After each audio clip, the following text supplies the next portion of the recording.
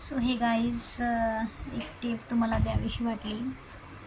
हा नेकलेस मी बनवला आहे आणि इथेच माझा तार संपलेला आहे.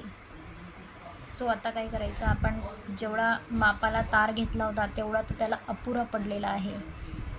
तुम्हाला दिसत असेल, अजून माझे 4 फुलं अटॅच करायचे राहिलेले आहेत. सो आपण याला लूप बनवून घ्यायचा, जसा तुम्हाला आता दिसत आहे तसाच, आणि उरलेला एक्स्ट्रा तार आपल्याला कट करून घ्यायचा आहे.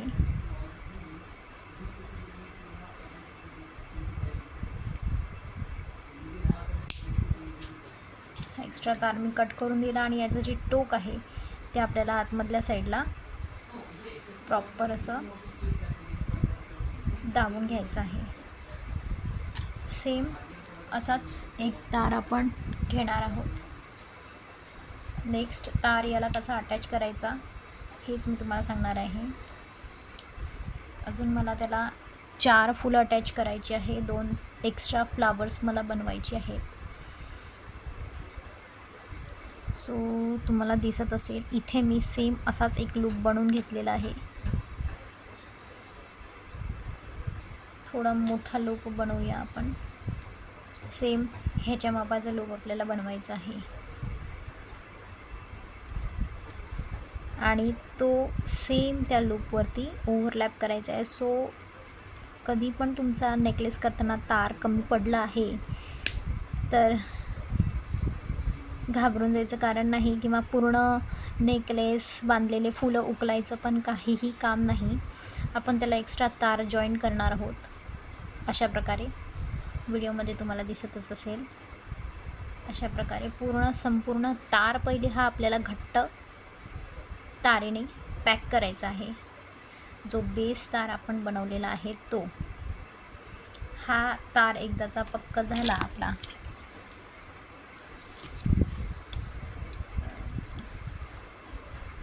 हा तार आपला एकदाचा फिट झाला की त्यानंतर आपण याला फ्लावर अटॅच करणार आहोत. म्हणजे तो तार आपला समोर तिथून एक्सटेंड होईल आणि फ्लावर पण त्याच्यावर फिट बसेल.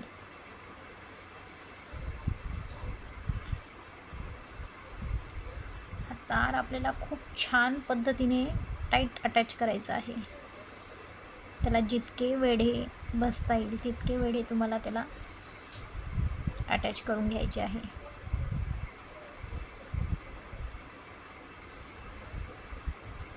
व्हिडिओ थोडा लॉंग होईल, बट इट इज नेसेसरी.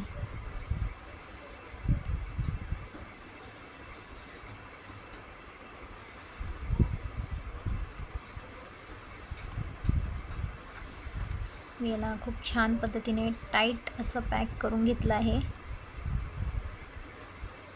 तुम्हाला जितकं टाईट पॅक करता येईल तितकं तुम्ही टाईट पॅक. आणि हे बघा, हा तार माझा आता जरा पण हलत नाही आहे. हा तसाच्या तसा स्टिफ झालेला आहे. तसाच आपण त्याला जॉईंट केलेला आहे आणि त्याला फ्लावर ज्यावेळी आपण अटॅच करू त्यावेळी ते अजून चांगलं स्टिफ अटॅच होऊन जाईल, म्हणजे त्याला अजून कडकपणा येऊन जाईल. सो ही एक टीप तुम्ही नेहमी लक्षात ठेवा की फ्लावर अटॅच करताना जर आपला बेस तार कमी पडला तो तुम्ही त्याला कशा प्रकारे एक्सटेंड करू शकता. आता हे आहे आपला मोत्याचा फ्लावर. असा आपला बेस रेग्युलर जसा आपण करतो तसा तयार झालेला आहे आणि त्याच्यावरती आपल्याला हे थोडंसं हे टंबू झालेलं आहे. सो आपण त्याला थोडं प्रेस करून घेऊया, म्हणजे फिनिशिंग छान येईल आणि आपल्याला गळ्याला पण रुतणार नाही. अशा प्रकारे पूर्ण प्रेस करून घेतलं आहे. देन आपण त्याच्यावर फ्लावर अटॅच करायचं आहे.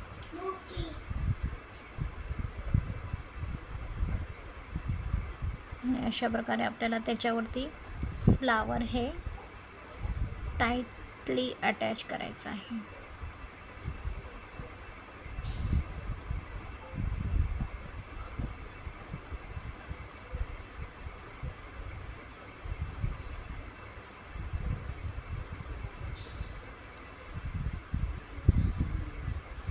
जसं आपण चारही बाजूनी फ्लावर पूर्ण अटॅच करतो तसंच आपल्याला फ्लावर अटॅच करून घ्यायचं आहे.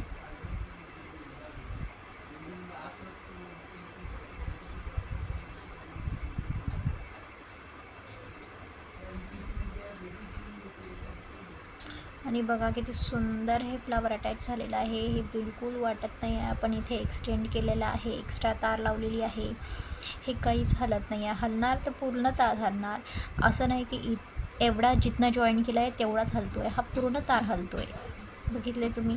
आणि बरोबर त्याला तसा कडकपणा पण आलेला आहे. सो पूर्णपणे तुम्ही फ्लावर टाईट अटॅच करून घ्या. तुम्हाला जॉईंट लावायचं असेल तर तुम्ही लावू शकता, नाही तर पहिलेच तुम्ही तुमचा तार एकदम मोठा घ्या. परंतु आपल्याला एक्झॅक्टली कळत नाही की आपल्याला किती मोठा तार लागेल किंवा किती आपल्याला अजून फ्लावर्स अटॅच करायचे आहे. सो त्याकरता ही टीप होती. अशा प्रकारे तुम्ही नेक्स्ट फ्लावर पुन्हा इथे राऊंड शेप करून बेस तयार करून अटॅच करू शकता. व्हिडिओ पाहिल्याबद्दल धन्यवाद. थँक्यू.